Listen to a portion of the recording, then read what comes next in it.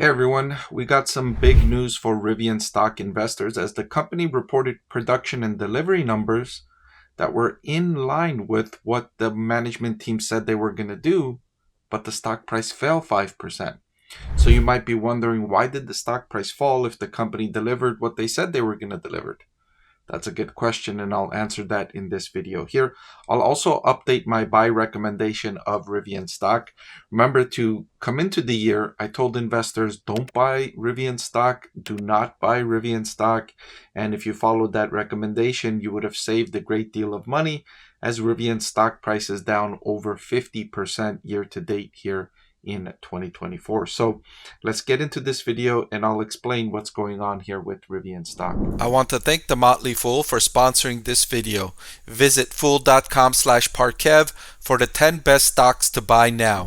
All right, so like I mentioned, the stock price is down 4.96% on the day of this news, which basically came out as management was saying it would, right? No real change here for Rivian's production numbers and delivery numbers in 2024. So why is the stock price down? That's an interesting explanation, which I will get into. And let me share with you, year to date here, Rivian stock down 55% in just the first 3 months, not having a good year at all. In fact, EV stocks in general are not having a good year. In fact, I don't think I have, no, I don't have one EV stock rated as a buy. I told investors that the EV industry is not a good industry to invest in coming into 2024. And I told investors to avoid stocks like Rivian and Tesla and NIO and Lucid, all of those stocks which are down considerably on the year, as the industry is playing out roughly as how I imagined it would here in 2024, which is decreasing growth in demand from consumers, increasing supply of vehicles from both EV manufacturers and legacy car manufacturers, all of which is leading to an imbalance of supply and demand, which has not been good news for EV companies at all, to be sure. So let's go through the news here for Rivian. The company reported 13,980 vehicles produced and 13,588 vehicles delivered during the first 3 months, which ended April 2nd. Now, if you round this up here to 14,000 units produced, it's pretty much in line with what management said in their latest conference call. Management said that they were going to produce 57,000 vehicles for 2024. And if you annualize 14, you multiply it by 4, you get to about 56,000 units, which is right about where management said they would do for the year. So why is the stock price down if it's on pace to produce what it said it was going to produce? And the big thing there is the number initially, the 57,000 vehicle production number for 2024 was thought to have been a conservative guidance from management. Investors, or Wall Street, I should say, were thinking that this 57,000 unit number was a conservative target from management. And after the first quarter, after the second quarter, that the company's management team was going to increase this forecast. Remember, they did that last year. They started last year lowballing the estimate. They said they were going to produce just 50,000 vehicles for the year in 2023. Then they upgraded it to 52,000. Then they upgraded it to 54,000. And finally, they ended the year with 57,000 units produced. So investors were thinking that Rivian was going to do better than what they said they were going to do for 2024. But given these numbers, that does not look like it's going to be the case. It looks like they're going to be just below, just shy of that annual target, which is already low to begin with, right? 57,000 this year would be the same as last year, and Rivian is supposed to be a growth company. It needs to be a growth company because its current valuation, its current profitability, it's unsustainable at current levels. It's losing, and I'll share with you just how much money it's losing on the bottom line.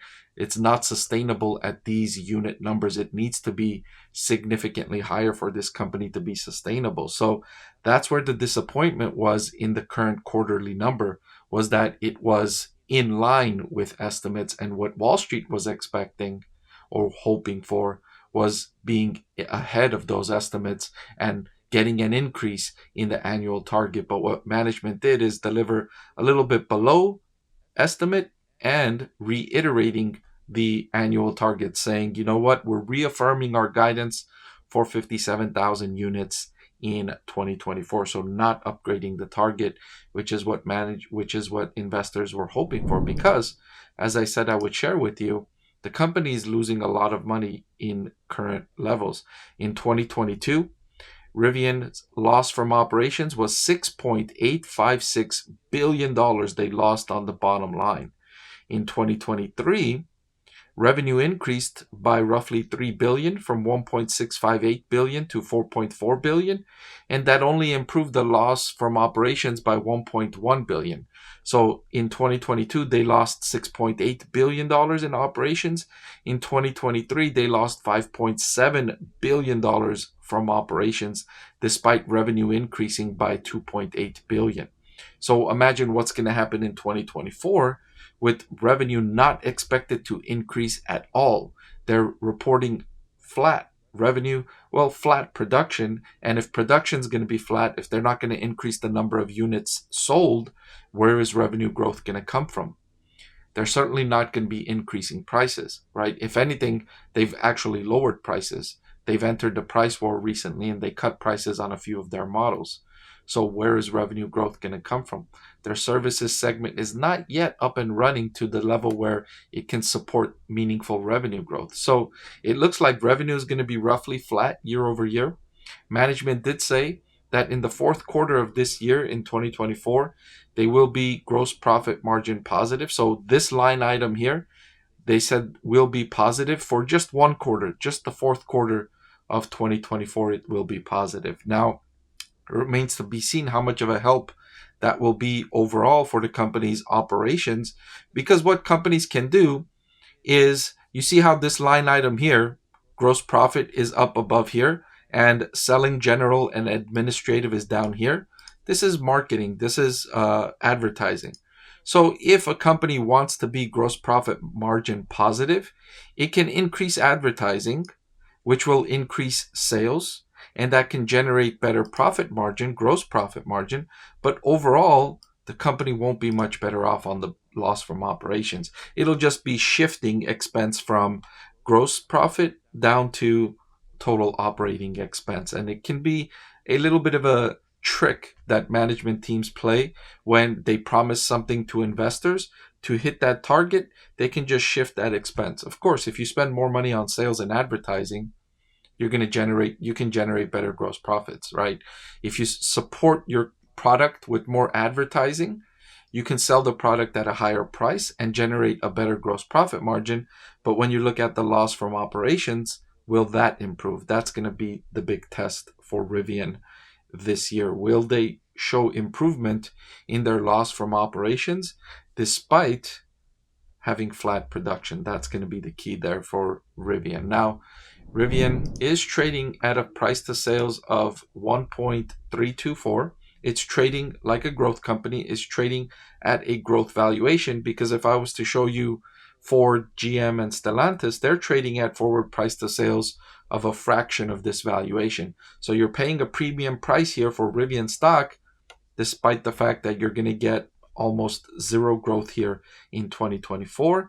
And you're hoping for more growth to come in 2025 and 2026 when the company launches its lower priced models, which remains to be seen if it is indeed going to support growth for consumers to want to purchase those models. So to update my recommendation for Rivian stock, remember I did not have it as a buy. I told investors to not buy Rivian stock so far in 2024, and I'm keeping it there. I'm saying do not buy, keep it as a hold, and I'm updating that today, April 2nd, 2024. Before I let you go, let me tell you about the greatest deal on YouTube. With just a click of a button, you can get free financial analysis from a professor with decades of investing experience.